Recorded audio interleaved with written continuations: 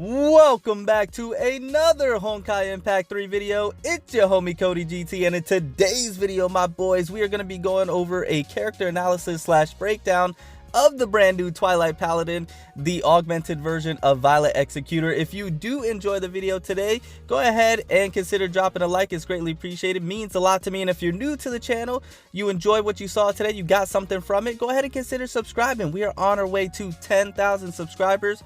Help us reach that major milestone and join the family today. Now, before we do jump into the video, really quickly, a huge shout out to, I believe, one of my subscribers or followers.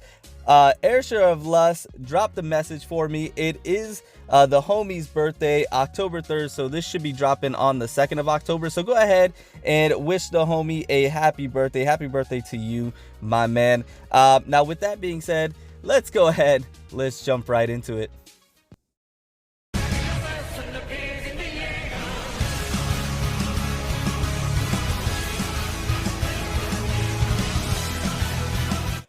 Alright, now we're going to go ahead and start by looking at the skills for Twilight Paladin. The first one being at 99 plus combo hit count, charge attack becomes enhanced. The last sequence of which resets the hit counter, has a damage buff, and deals more physical damage based on hit count. And then we have Bleeding Sun. Crit hits by basic attacks / fervent attacks give SP and fervor. So this is a skill where when you have 99 plus combo hit count, you can do a charge attack and that becomes enhanced, which is always a good thing. So that's something to keep note of. And then you have the Bleeding Sun, where the crit hits by basic attacks and fervent attacks give SP and fervor. So this is something to keep in mind, as well as Twilight Paladin is a crit machine, as well as a very good physical damage type of Valkyrie. So you're going to be able to get some SP back from that, which is always extremely helpful, something that you want to keep in mind. And also, like I mentioned, keep the combo hit in mind as well. That's going to be very important when you're using Twilight Paladin, because then you can use the charge attack, be able to do max damage, and then you're going to be able to really see the potential output of this Valkyrie when you're using her.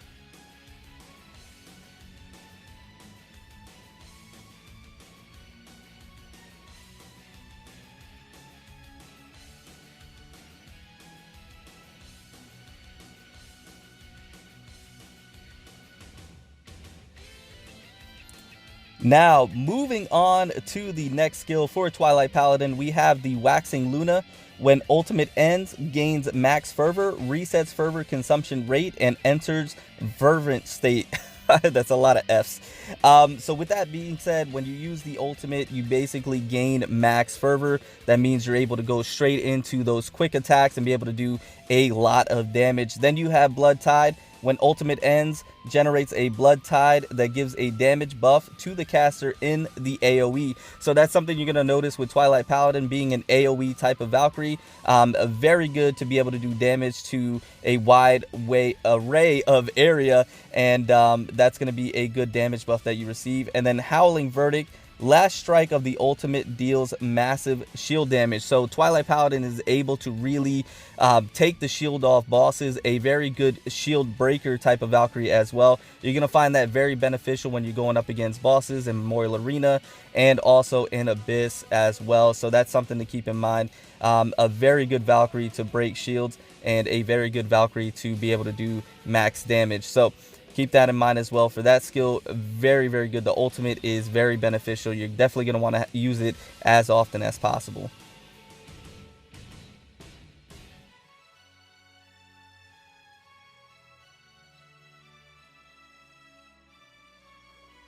All right, now moving on from there, we're going to go ahead and talk about Twilight Paladin's QTE, Wolf's Hour.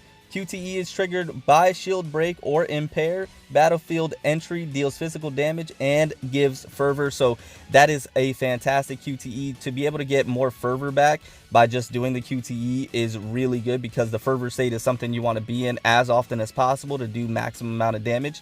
And keep in mind that the QTE is triggered by shield break or impair. So Impair is good. It doesn't happen as often as, like, let's say time fracture or spatial fracture, knocking enemies airborne, things of that nature, but it's still good. And then the shield break, that's a good one because you're going to get that often, especially on bosses. You'll be able to QTE in Twilight Paladin and then be able to get max fervor. And then we have the Flesh Raker, basic attacks, 4 sequence burst attacks, and 5 sequence fervent attacks.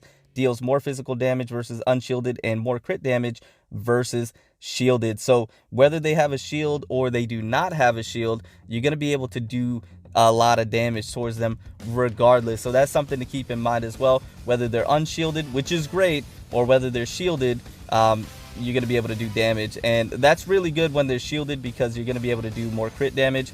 That means that the shield's not going to matter in a lot of cases.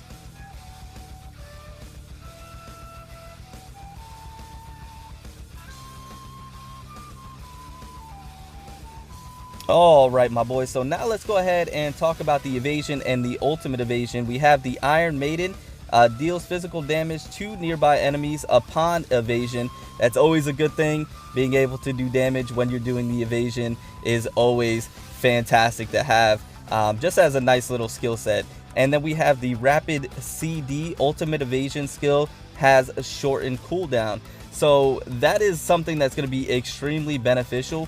To have a rapid cooldown on your ultimate evasion means that you're going to be able to go ahead and do that more often, the ultimate evasion, I should say.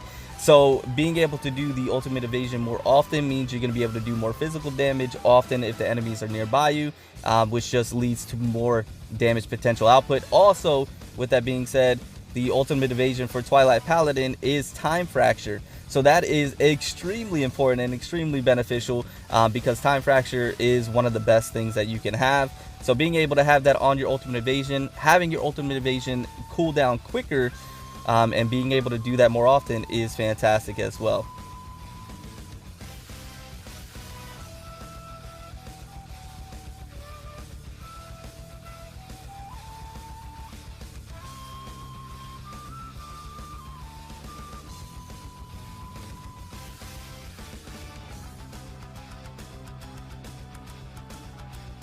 All right, now we're going to go ahead and get into some really good stuff. World's #1 cutie, start battle with more SP. The bonus triggers once every 10 minutes in open world. So this is a great perk in open world if that's something you enjoy doing often. Of course, most of you probably do it as a daily thing, or I should say a weekly thing. So you're going to be able to start the battle with more SP, and then that's going to be able to trigger once every 10 minutes in open world. That's pretty cool. And then we have the Pale Demarung. I probably said that incorrectly. I do apologize. But you gain faster attack speed for each hit in fervent state. Means you're just going to be able to attack a lot quicker in that state. And that's always beneficial because that leads to more DPS. And then you have Fated Judgment. Repeated hits against the same target gains crit damage. So this is really good for Memorial Arena bosses. This is good for Abyss. This is good for just bosses in general. So Twilight Paladin now becomes a Valkyrie that is extremely good one-on-one against a boss to be able to shield break. And then if you are hitting that same target repeatedly, you're going to gain more crit damage. So you can see where the crit buffs start to stack after a while. And then you're going to be able to do a lot of physical damage with these skills working in tandem together. So making sure that you understand the full scope of what she's able to do when it comes to her skills is going to be extremely important.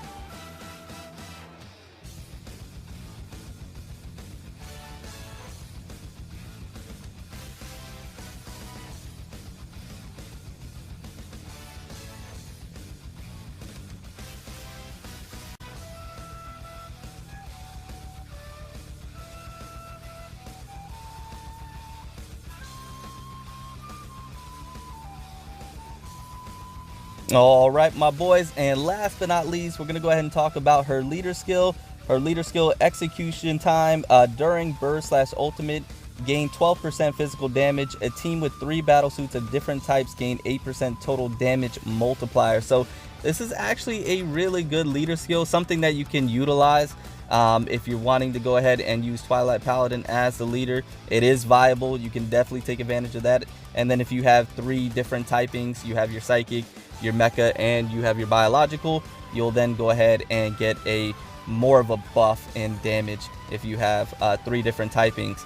But with that being said, my boys, those were the skills pertaining to Twilight Paladin. That is what she's bringing in the table for you. Now, one thing I did also want to go ahead and mention when it comes to her gear, starting with her weapons, obviously her applicable weapon is the one that you're going to want to utilize. It's going to be the one that benefits her the most, but Blood Embrace does well if you have that. You can also utilize 11 Sacred Relic and the Oath of Judah.